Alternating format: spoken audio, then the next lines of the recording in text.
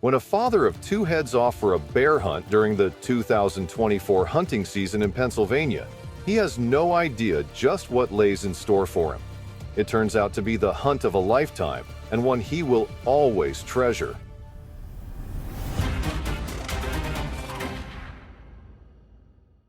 "34-year-old Scott Price has hunting in his blood. It has run through his family from generation to generation. And when hunting season comes around, he takes leave from his job, he leaves his wife and two young children, and ventures out into the wilderness." They all understand that Scott's passion for hunting borders on an obsession, and nothing will stop him from making that trip every year. November 2024's hunting trip, however, was like no other. Scott was in for the hunt of his life. His uncle David Price had set the bar very high and left some big shoes to fill. In 2010, David had bagged the biggest bear ever caught in Pennsylvania. It weighed an incredible 875 pounds. But as judging was done on the bear's skull circumference, he came in 6th place that year. Harvesting such an enormous bear was every bear hunter's dream. Scott knew he needed the right rifle for the job. He used his father's gun that he himself had bought when he was around Scott's age now. It was as faithful as they come, a Marlin 336 and 35 Remington lever action rifle. This gun is often a popular choice owing to its ability to take down large game. The lever action mechanism means that follow-up shots are rapid, and it is commonly available with barrel lengths around 20 inches, providing a balance between accuracy and maneuverability. Scott headed off for the 4-day hunt. The hunting ground was in the Pocono Mountains in Monroe County, northeastern Pennsylvania. He was with his usually gang. This consisted of around 20 guys made up of family and friends. They had been hunting together for years and had their tactics well rehearsed. Working together always ensured they had a successful hunt, and November 2024 was no different. After splitting into 2 groups, half were designated to driving the game from the undergrowth while the rest stood in their stationary positions, waiting and listening. Despite having all the expertise amongst them, the hunt got off to a very slow and frustrating start. During the first 2 days, they hardly saw any bears, let alone had a shot at any. There was a fine drizzle in the air, but that wasn't going to stop Scott and his team. One bear was chased towards the hunters, but somebody outside their party secured it and the team moved on. Finally, on the 3rd day, the weather cleared up. The drizzle stopped and there was a positivity within the group. Would today be the day Scott made his kill? But as they carried out the drives, no bears were flushed from the undergrowth. But that was the nature of hunting in the great outdoors. It was part of the experience and part of the thrill of the hunt. Not knowing when you were going to spot the animal or get that shot in was an adrenaline rush. Any moment a bear could emerge from the tree line. On the second-to-last drive, a bear was spotted by the stationary hunters. Scott raised his rifle. He could see the black outline ambling through the trees. It looked like a medium-sized bear. Not as big as his uncle's kill several years earlier, but still a nice animal. The hunters watched the bear, their rifles trained in its direction, but no one could get a clean shot. Scott and his friends slung their rifles onto their shoulders and followed the bear through the dense foliage. They held back just a little, not wanting to startle it. But when they came to a clearing, the bear had vanished. They lost the trail and stood still for a few moments, trying to figure out which way it went. That's when they saw something else. It was an enormous black bear, twice the size of the one they had been tracking, and it was heading their way. The drivers had forced it towards the line of hunters, and now Scott was in with a chance. The bear ambled past Scott's uncle, David, only 5 yards from where he stood. But David had already made a kill that season and he was unarmed. Pennsylvania permits just 1 bear per year and therefore prohibits the carrying of sporting arms the rest of bear season. David held his breath, marveling at the beast so close to where he stood. The bear continued on its path, picking up its pace as it had heard the drivers behind it. It ran past Scott's cousin, Michael Price, but he too had no gun. Then it ran past Scott's dad, who was also unarmed. For a moment, it looked like one of the luckiest bears alive, having trotted past 3 unarmed hunters in a matter of seconds. But, unfortunately for the bear, it was being ushered closer and closer towards the hunters, who were clutching their rifles, staring down the scopes in eager anticipation. When the team saw the bear heading their way, they held their breaths. It was possibly the largest bear they had seen, and it was theirs for the taking. They steadied their arms, focusing all their calmness down the line of sight. But a moment later, they heard a loud crack, and the bear bucked. Scott's cousin, Ryan Price, had pulled the trigger first. Scott couldn't see the animal like some of the other hunters, but he knew Ryan was likely to have secured the beast. But he had only clipped it. It wasn't a clean shot, and the bullet tore through a layer of fat on its underbelly. Now, the injured bear, fearful and pumping with adrenaline, was still galloping through the undergrowth. It veered off the path it was on and headed towards Scott. A few seconds later, and Scott heard a distinctive sound. It was one he was familiar with by now. It was the sound of something large charging towards him, and he knew that it was the bear. Scott's heart was in his mouth. It was thundering in his chest as he waited for the perfect shot. He watched as the bear veered past him, and then, when he could clearly see the bear amongst the mountain laurels, he squeezed the trigger. He had aimed directly behind the shoulder when it was just 15 feet away. The bear stumbled. Scott saw the impact of the bullet. The black fur rippled at the crack of the rifle. Then, he fired another shot just to make sure the animal was gone quickly. The bear collapsed after 10 yards, unmoving. Still, Scott approached cautiously. The bear was dead. It was a clean shot, and when he got up close to the bear, he was impressed by just how big it was. It was only his 4th bear kill, and the animal was bigger than the first 3 combined. Light was fading fast as evening was setting in. It was the perfect end to a tiring and exhilarating day. They had the task of hauling the animal back to their vehicle. Their pickup truck was parked around 650 yards away, and it would take the entire team to carry the bear back there. When they secured the bear in their barn, the game warden came to inspect it and take measurements. The bear weighed an impressive 774 pounds intact. It still wasn't as big as Scott's uncle's, but it was the largest of the hunting season. The warden took a tooth to determine its age. Although the results of the analysis won't be in for months, the team and warden all suspected that it was a relatively young bear despite its size. It is clear that size doesn't necessarily correlate with age. In 2024, there was a plentiful acorn and beechnut harvest, providing ample food for the Monroe County bears. After the hunt, the team all carved some meat to take home, and Scott used a skilled neighbor to help butcher the animal. Scott planned to have a life-size mount done of the bear, a constant reminder of the largest bear he has ever caught, at least so far.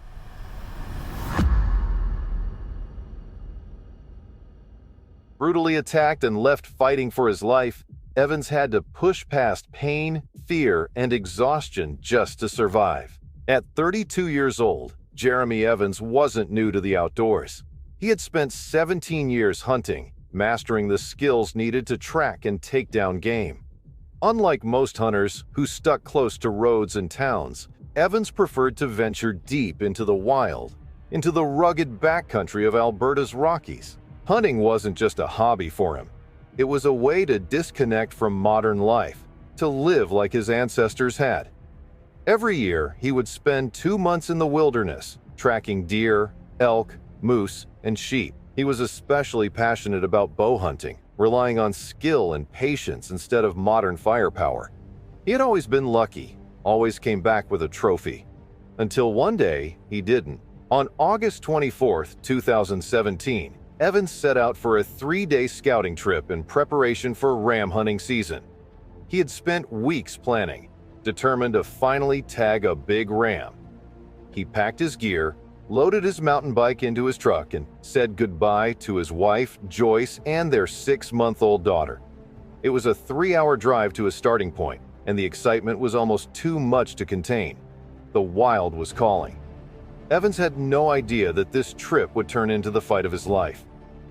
With his backpack secured and mountain bike ready, He set off into the rugged wilderness of Alberta's Rocky Mountains. The Canadian Rockies are breathtaking.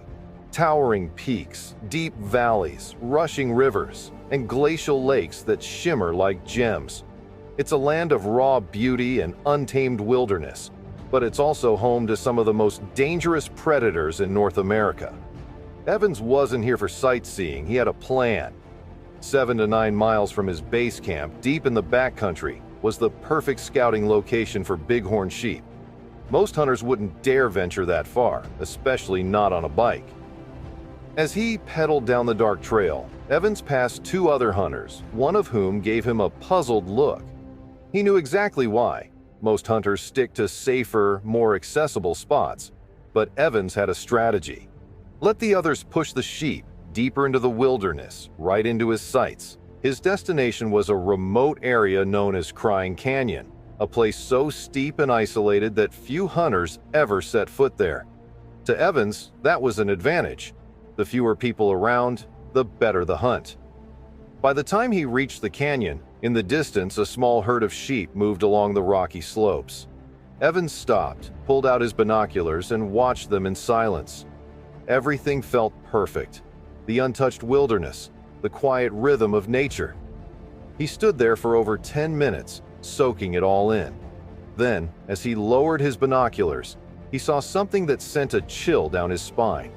A small brown shape was moving toward him. Evans froze. His heart pounded. He knew exactly what he was looking at: a bear cub. And where there's a cub, there's always a protective mother nearby. A heavy feeling of dread washed over him.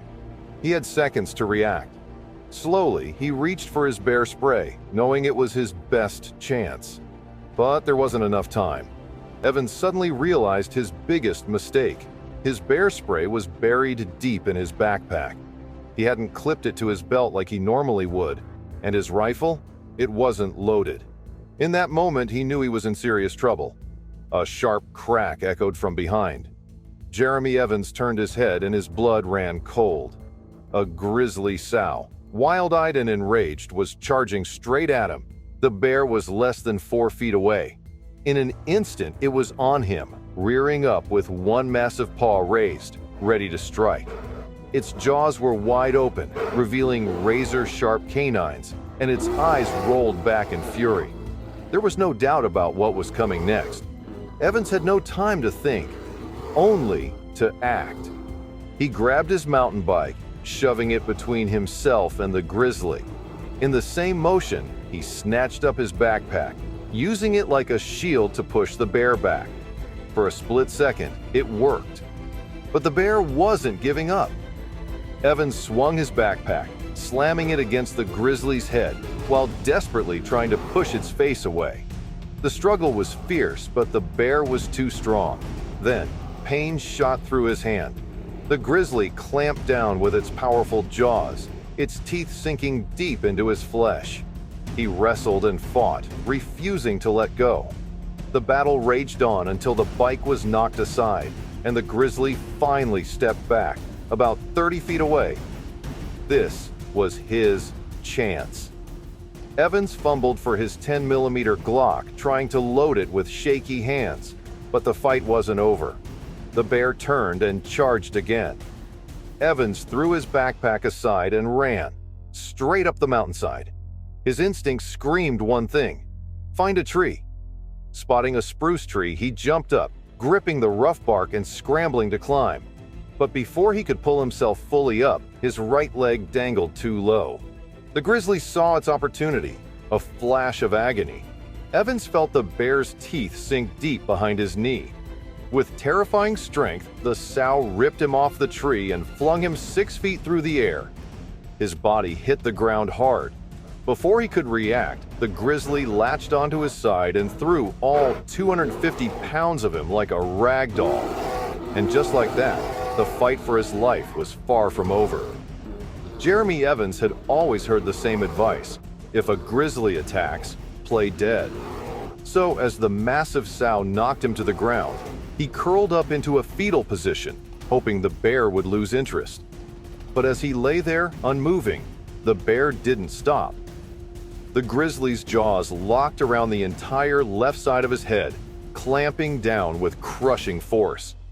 Playing dead was supposed to work, but how could anyone stay still with a grizzly chewing on their face? That's when survival kicked in. Jeremy fought back with everything he had. He punched the bear, grabbed its ears, jabbed at its eyes, anything to make it let go. He shoved his fingers deep into its nostrils, then rammed his hand into its mouth, making it gag. But the bear kept attacking. Evans lashed out blindly, swinging at its belly. His hands grabbed onto something unfamiliar. He didn't know what it was, but he twisted and yanked hard. Finally, the grizzly squealed in pain and bolted into the trees. Jeremy collapsed, his chest heaving, his body torn apart. But the fight wasn't over. Shaking, Evans crawled toward his backpack. He needed to assess the damage. With trembling fingers, he grabbed his phone and took a selfie to see the extent of his injuries. The screen stared back in horror. Half his face was missing. His left eye was gone, his skin torn in bloody ribbons. Still, he wasn't done yet. He reached for his 10mm Glock, thinking about getting back to his hunt. He was in shock, his brain refusing to process the agony tearing through his body. His right leg was useless, the tendon severed, his inner thigh missing a chunk of flesh. Then, something even worse happened. Jeremy felt his whole body go numb. His hands dropped to his sides. He couldn't move. And that's when the bear came back. A crushing force wrapped around his skull. The grizzly bit down on his head and began dragging him backward up the mountain. Jeremy felt its claws rake across his face, ripping away more flesh, tearing off his right ear. This was it. This was how he was going to die. And strangely, he felt at peace with it. Then, suddenly, his body reconnected. As the bear shifted its position, Evans fell to the ground. And somehow the impact shocked his system back to life. His arms could move again. His eyes were another story. His left eye dangled out of its socket. His right eye? He wasn't even sure it was there anymore. Everything was a blur. The grizzly, now just a dark shadow towering over him. But Evans wasn't done fighting. With one last surge of strength, he grabbed the bear and wrapped his legs around its thick neck, squeezing with everything he had. The bear squealed in agony, and then it ran. Evans collapsed face first into the dirt, his body a mangled wreck. But he was still alive. Jeremy dragged himself downhill, searching for his pack. He tried to reload his gun, but his hands were too weak. As he groped blindly at the ground, he kept grabbing strange objects, chunks of skin, an ear, his own ear. He thought about ending it right there. He raised the Glock to his head, but it didn't fire. Maybe that was a sign. He started pressing pieces of skin back onto his skull, wrapping them in his sweater to hold himself together. Then he stumbled and tumbled, falling hundreds of feet down a rocky slope. Lying there, broken and bleeding, Evans felt himself slipping away. And then his fingers brushed against his phone. He blindly tapped at the screen, unable to see what he was doing. Suddenly, a sound filled the silence. Baby Shark do-do-do-do-do-do. It was his daughter's favorite song, the one he played whenever she was sick or crying. And in that moment, Jeremy Evans knew he couldn't die. Not here, not like this. He had to survive, for her, and so he crawled on. With nothing but sheer willpower, he began crawling again. Every inch was agony. His body wasn't working. His legs were useless, his head barely held together, his hands weak. He was bleeding out, alone in the wilderness, barely clinging to life. Yet he kept moving. At some point, Evans stumbled upon an outfitter's camp. Hope surged. He ripped through the place, searching for a radio or a satellite phone. Nothing. But he did find toilet paper and tape, just enough to wrap his head and jaw to keep what was left of his face from falling apart. Then, he found something even more valuable: juice boxes. The sugar hit his bloodstream like fuel to a dying fire. Before leaving, he scribbled a note. "Sorry for the mess. Please tell my wife, Joyce, I love her." Then he kept crawling. Evans crawled for over 7 miles. 7 miles of pure suffering. By the time he reached his truck, he was barely alive. But he wasn't stopping now. Through blurred vision and unimaginable pain, he drove another 13 miles until he spotted a small family-owned lodge. When he stumbled inside, the first person to see him was a 9-year-old boy. The child's scream echoed through the room. He thought it was a cruel joke, a Halloween monster come to life. But Evans forced out words, trying to explain the nightmare he had just survived. The lodge owner was a pilot. He immediately agreed to fly Evans to the hospital. As they waited for the helicopter, Evans, mangled, bleeding, barely clinging to life, asked if he could go fishing. The lodge staff didn't let him, of course, but that request alone showed the kind of man he was. Even on the brink of death, Evans still wanted to be in nature, doing what he loved. Evans spent 5 weeks in the hospital. Doctors were certain he wouldn't survive the first night. But he did. Just 2 days after being discharged, he went hunting again. 7 weeks after the attack, he was back at work, his body scarred but his spirit unbroken. Jeremy Evans didn't just survive a grisly attack. He defied every odd. He later wrote a book about the horrific events of August 24, 2017, sharing the lessons he learned and the mindset that kept him alive. His story stands as one of the most incredible survival tales ever recorded, a testament to resilience, willpower, and the unbreakable bond between a hunter and the wild.